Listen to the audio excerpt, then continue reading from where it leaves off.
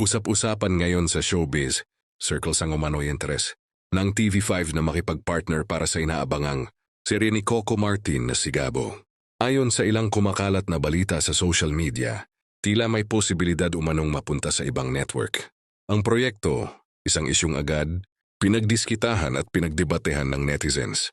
Matatandaang ang Sigabo ay isang malaking proyekto ng ABS-CBN, kung saan muling magsasama sina Coco Martin at Julia Montes.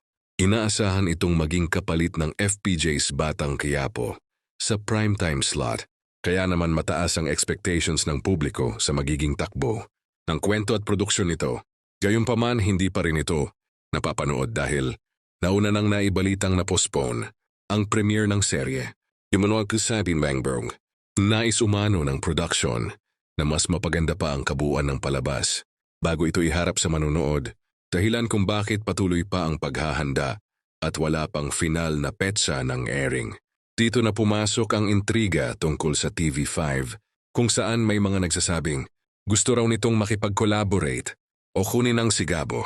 Ngunit sa kasalukuyan, walang opisyal na pahayag mula sa dalawang kampo na nagpapatunay sa naturang usapan, kaya nananatili itong espekulasyon. Dagdag pa rito, mahalagang tandaan na natapos na ang content partnership ng ABS-CBN at TV5 nitong mga nakaraang buwan.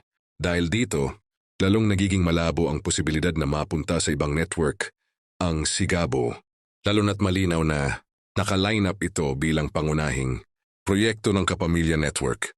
Sa kabila ng lahat ng intriga, nananatiling excited ang fans sa pagbabalik-tambalan nina Coco at Julia. Para sa marami, saan mang platform ito mapanood, yung saya lang halaga ay ang kalidad ng kwento at ang kakaibang chemistry ng dalawa na siguradong aabangan muli sa Sigabo.